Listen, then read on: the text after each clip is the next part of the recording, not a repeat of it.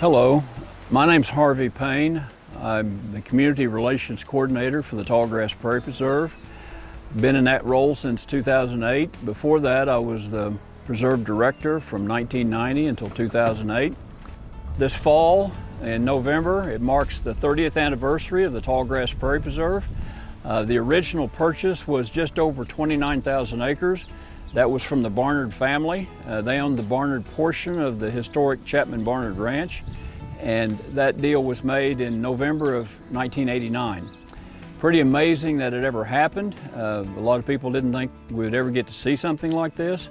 And to now have a 40,000 acre preserve with a bison herd of 26 to 2,700 animals, and to have basically restored a functioning tallgrass prairie preserve ecosystem that became extinct. 2 weeks on the job, when I moved here to Oklahoma, was when we had a state board meeting in Oklahoma City. And Frederick Drummond got up and said, you know, ladies and gentlemen, if it's going to happen, it's going to have to be private, it's going to have to be the Nature Conservancy, and we better get moving because the opportunities, those windows are going to close. All of it just kind of involved as to how the Nature Conservancy, and particularly the tallgrass, developed. It was a small group that decided that, and of course Joe Williams, who was the chairman of not only the Conservancy in Oklahoma, but was on the board of directors and past chairman of Williams Companies. This was the largest scale project that they had nationwide. They had 160 acres here, 240 there, or something there, but they never had anything of any size. And they said, we can't do anything without an endowment. And they named, that was a $5 million endowment that they needed. Well, between Joe Williams and his Williams Companies and Frank McPherson with Kerr McGee, he was the chairman. That's where the big money came from. We call this the Joseph H. Williams Tallgrass Prairie Preserve. We named it after Joe Williams' honor a couple of years ago. And the reason we did that is because without Joe Williams, we would not have a Tallgrass Prairie Preserve. Joe was the chairman of the Oklahoma chapter, so he had the influence to talk people into doing this. And Joe realized how important this was, and I heard him say, we cannot not do the Tallgrass Prairie Preserve. Today, bison have made somewhat of a comeback, and this week, a herd of 300 was released onto a Tallgrass Prairie Preserve in Oklahoma.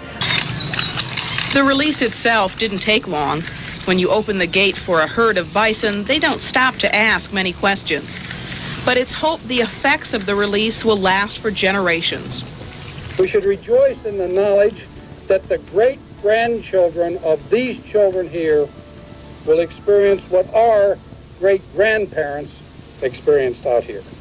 So what we've done here in the last 30 years is put the ecological influences of bison grazing back with the climate and with prescribed fire at different seasons that mimics the seasonality of fires that shaped this prairie over the last 10 or 12,000 years. People that come here, if they can see a bison or a buffalo, they're happy. If they can see one in the middle of the road, they're ecstatic. But the preserve is so much more than that. We have about 250 bird species here. We get a number of neotropical migrants passing through here. Some stay and nest and some move farther north. This place is a real refuge for migrating birds. All right, so this is a beetle trap. So what we're doing is looking at the distribution of American burying beetles across the Tallgrass Prairie Preserve. The importance of preserving places like this is not just this place, but it also has a global impact. And so what I strive to do in my research is to show in a very applied way how maintaining biodiversity and conserving ecosystems such as this actually pays off in the end, so that we have carbon sequestration and energy held within our trophic structure that keeps our environment stable.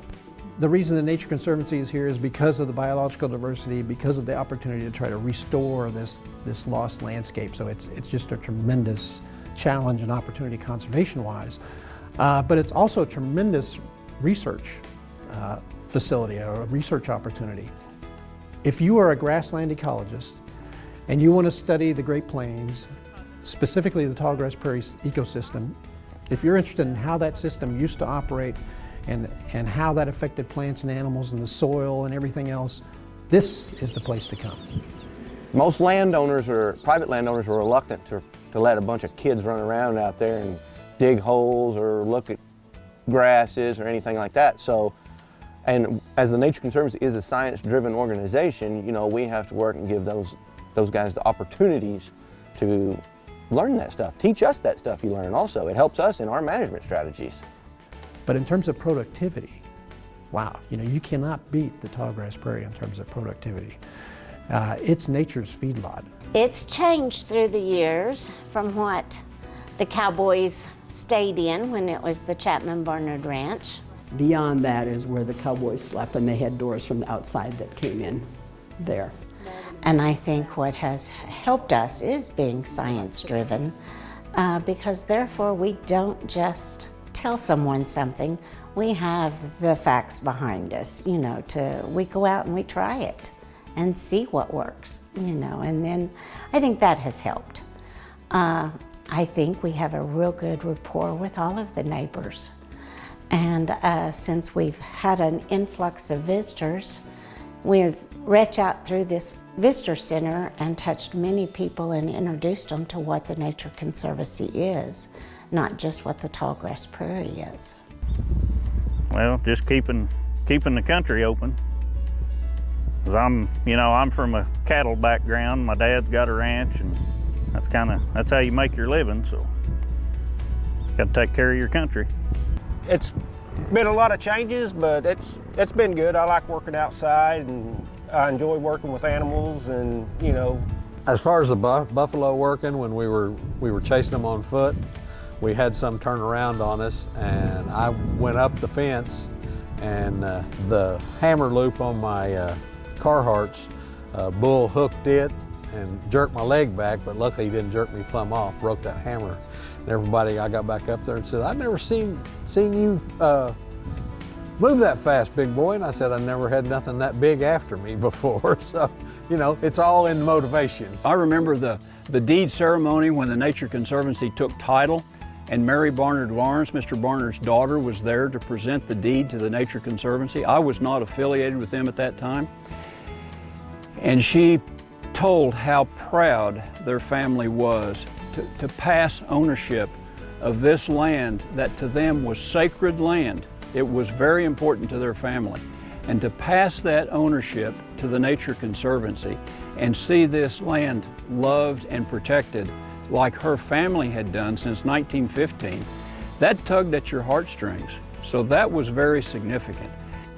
So it's a broad spectrum of this environment, that this part of the world, just for people to know that it's still here thanks to the help of the Nature Conservancy. What I find fulfilling about this place and the way the Nature Conservancy goes about business is a long-term perspective. Lasting, tangible results is one of the bylines we use. And so, you know, what's going to be here decades ahead. And so that's something I find very comforting about this place is knowing that it's going to be here, knowing that it's going to be managed to benefit our native wildlife and our plants and animals and everything. And just being a part of that legacy is just, yeah, it's been the highlight of my career.